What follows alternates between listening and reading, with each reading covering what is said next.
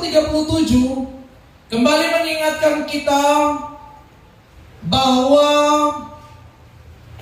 dalam kita menghadapi situasi yang ada di dalam dunia ini, banyak kali kita harus jujur bahwa kita diperhadapkan dengan yang namanya ketidakadilan.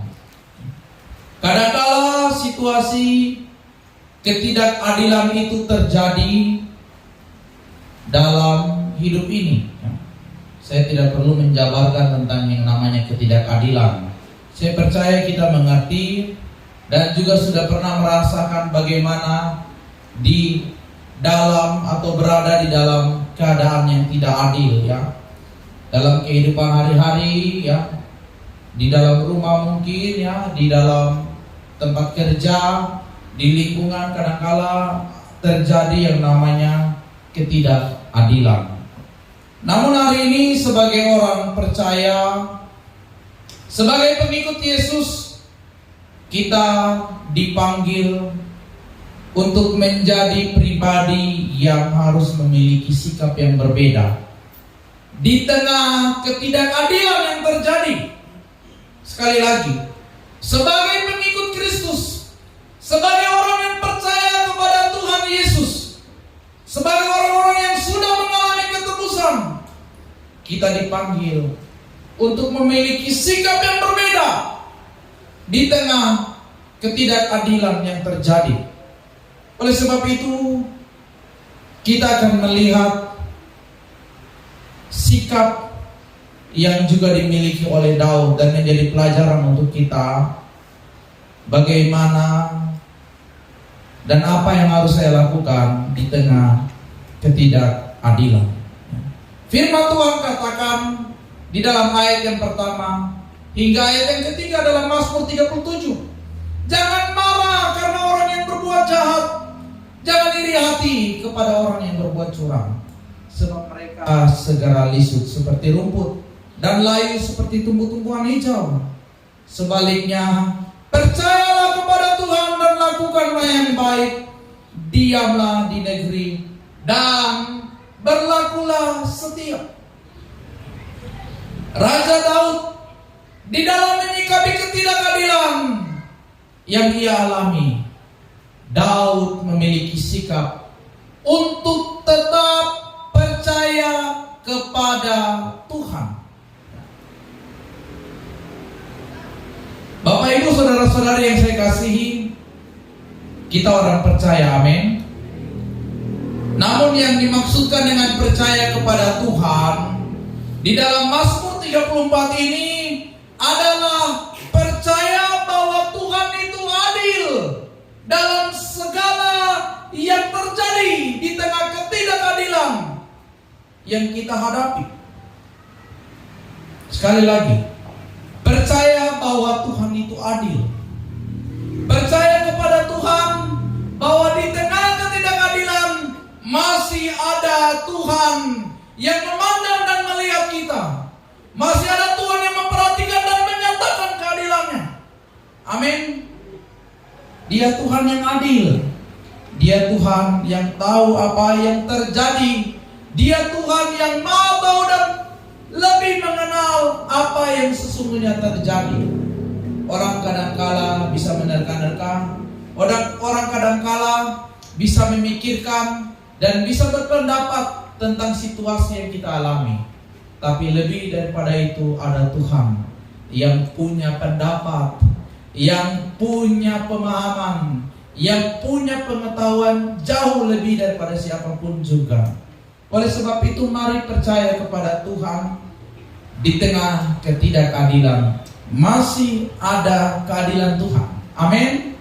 Asalkan ada sikap yang harus kita miliki, ya. Sikapnya apa?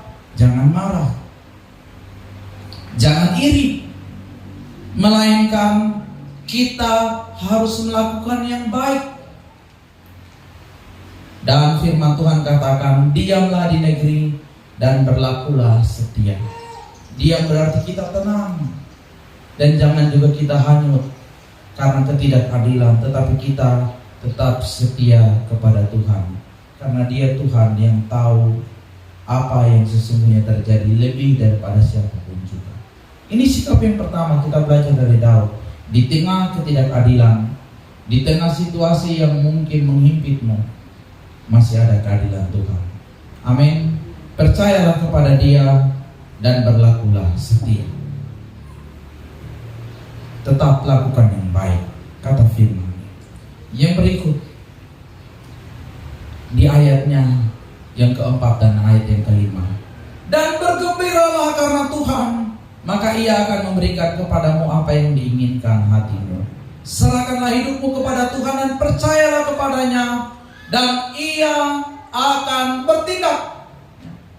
Sikap yang kedua yang dimiliki oleh Daud di tengah ketidakadilan yang terjadi atas hidupnya, bukan hanya dia mempercaya bahwa masih ada Tuhan yang adil, bukan hanya dia masih mau percaya bahwa ada Tuhan yang maha melihat, tapi Daud juga berkata, firman-Nya berkata bahwa dia mau menyerahkan hidupnya kepada Tuhan dan percaya kepadanya bahwa ada waktu Tuhan, ada kesempatan dan cara Tuhan akan memunculkan terangnya, akan memunculkan kebenaran dan hak orang-orang yang mengalami ketidakadilan. Amin. Asalkan apa? Asalkan kita harus menyerahkan hidup kepada Tuhan. Bukan hanya percaya, tapi kita juga harus serahkan hidup kepada Tuhan. Bukan hanya percaya bahwa Dia Tuhan adil, bukan hanya memiliki sikap bahwa kita jangan larut dalam amarah, bukan hanya kita memiliki sikap untuk tetap berbuat baik, tetapi lebih daripada itu Tuhan bilang serahkanlah hidupmu kepada Tuhan. Amin. Satu bagian firman Tuhan di dalam perjanjian baru, di dalam 1 Petrus pasal 5 ayatnya yang ke-7. 1 Petrus pasal 5 ayat yang ke-7. Mari kita lihat firman Tuhan ini bersama-sama. Firman-Nya katakan bahwa serahkanlah segala kuatirmu kepadanya, sebab Ia yang memelihara kamu. Tuhan yang pelihara, apa yang kau takutkan? Amin. Masih ada makan minum, masih ada kesempatan hidup. Apa yang mau ditakutkan? Kelaparan kah? Ketelanjangan kah? Aniaya kah? Firman Tuhan katakan, serahkanlah kuatirmu kepadanya. Dalam beberapa perjumpaan dengan orang-orang yang saya layani secara pribadi, mereka punya banyak masalah. Ada banyak pergumulan, macam-macam hal yang saya dapati dan jumpai dan disampaikan kepada saya sebagai hamba Tuhan. Kadang-kala Tuhan mengingatkan ayat ini di dalam menghadapi persoalan, di dalam menghadapi ketidakadilan. Tuhan katakan bahwa ingat 1 Petrus pasal 5 ayat 7. Serahkanlah segala kuatirmu kepada Tuhan, karena Dia Tuhan yang memelihara kamu. Maksudnya menyerahkan segala kuatir itu begini. Mau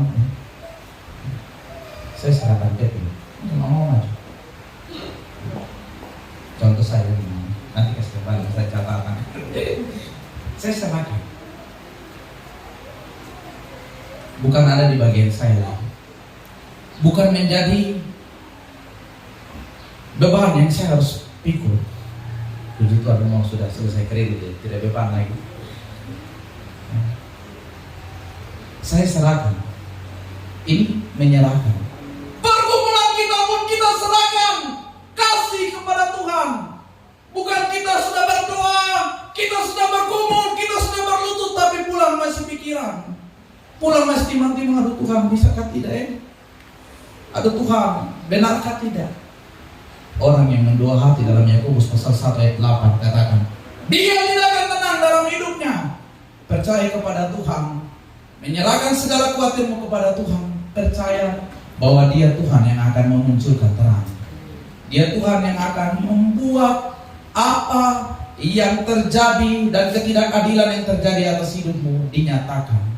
Bapak Ibu yang saya kasih dalam Yesus Kristus, Mengapa demikian? Mengapa kita harus percaya kepada Tuhan bahwa Dia Tuhan yang adil? Mengapa kita harus serahkan segala kekhawatiran kita kepada Tuhan?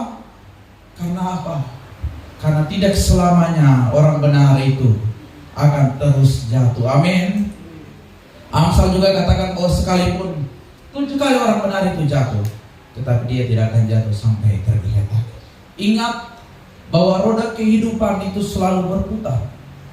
Tidak selamanya kehidupan seseorang yang mungkin di pandangan manusia biasa-biasa saja, tapi tetap akan menjadi orang-orang yang biasa-biasa saja.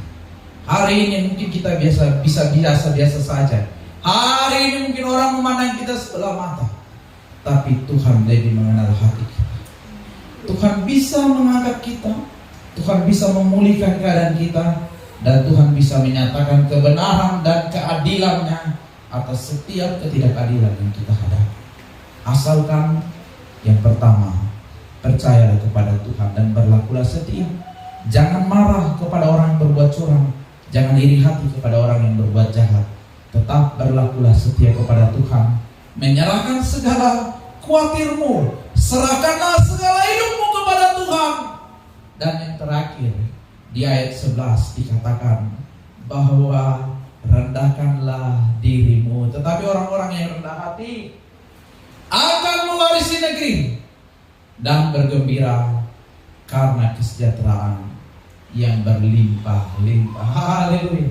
Ini sikap yang dimiliki oleh Daud, sehingga dalam mengalami masalah, dalam menghadapi masalah, dia tampil sebagai seorang pemenang. Bukan dia hanya percaya kepada Tuhan, bukan dia hanya menyerahkan hidupnya kepada Tuhan dan segala khawatirnya, tapi Daud juga memiliki kerendahan hati.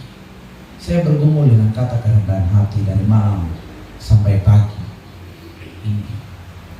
Apa maksud kata ini, Tuhan? Bahkan sampai tadi dalam ibadah, poin ini belum saya jabarkan dengan baik. Kemudian saya ingat di dalam firman Tuhan dan melihat bagian lain di dalam Matius pasal 5 ayat 5. Berbahagialah orang yang lemah lembut, karena mereka akan memiliki bumi. Rendah hati, dalam terjemahan lain juga dikatakan dia adalah orang yang lemah lembut. Lemah lembut maksudnya begini. Lembut hatinya itu maksudnya begini. Kata lembut ya. Apa lawan kata dari kata lembut? Adik-adik mahasiswa-mahasiswi, lembut itu apa lawan katanya? Ya? Keras ya? Jadi lemah lembut berarti tidak keras, tidak suka melawan, tidak kepala batu, di depan bilang A, di belakang buat B. Ya, lemah lembut ini bukan bicara tentang perkataan, bukan bicara tentang apa yang kita buat, tetapi integritas itu ada. Apa yang kita katakan itu yang kita lakukan. Di hadapan Tuhan, Tuhan lihat apakah kita masih mau melawan Tuhan, ataukah kita punya kelemah lembutan. Apakah kita masih mau keras dengan Tuhan, ataukah kita mau lembut hatinya ya. Bapak Ibu, saudara-saudari yang saya kasih dalam Yesus Kristus, ini 3 poin kebenaran yang penting. Mau mengalami kuasa Tuhan, amin. Mau mengalami kemenangan, amin.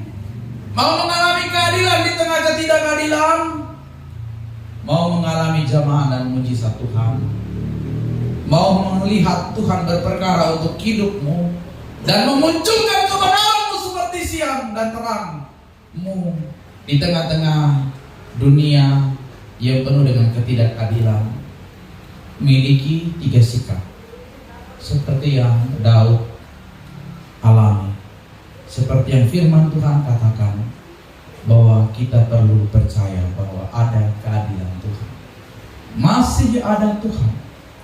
Saya senang dengan pujian lirik yang berkata masih ada Tuhan. Masih apa? Masih ada kuasanya yang tidak terbatas.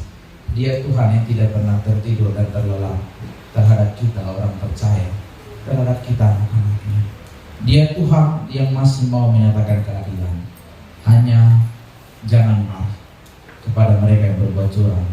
Jangan iri hati kepada orang yang mungkin berhasil dalam hidupnya. Karena apa?